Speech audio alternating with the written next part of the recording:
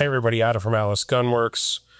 Quickly going to cover the differences in the two grips. So Staccato grip, Prodigy grip.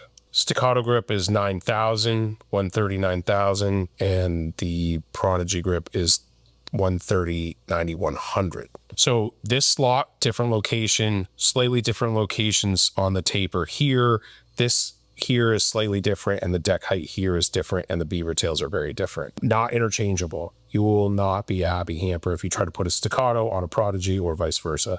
Do the Prodigy on the Prodigy and the Staccato on the Staccato. We spent a fair amount of time engineering these. You want to do that. So not interchangeable. We'll get caught up, so don't worry about availability.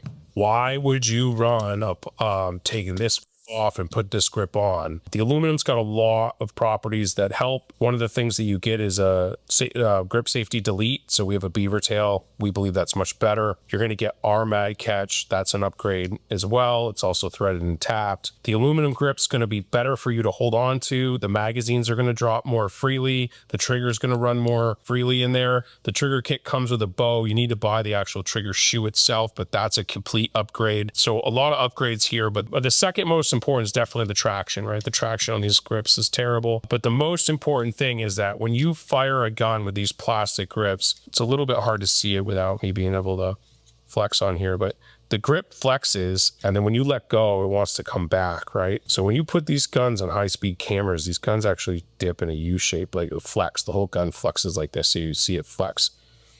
So if you had a camera that was nice enough, you could actually see this frame dip just a little bit right in the middle. And so what happens is that loads the plastic grip with energy, and then it releases the energy. So the return to zero is a little bit unpredictable. The aluminum grips are almost exactly the same weight as the plastic grips, but way more rigid. So the return to zero, the perfect zero, all of that becomes much, much better. You're much closer to a perfect zero with a gun like this with the aluminum grip. The only reason these guns weren't made for so long with aluminum grips is that the patent holders wanted to use plastic grips for whatever reason. We'll assume it's because it's way cheaper, and this is a hard part to make. Milling these from billet aluminum, these are 70-75 aluminum, is difficult.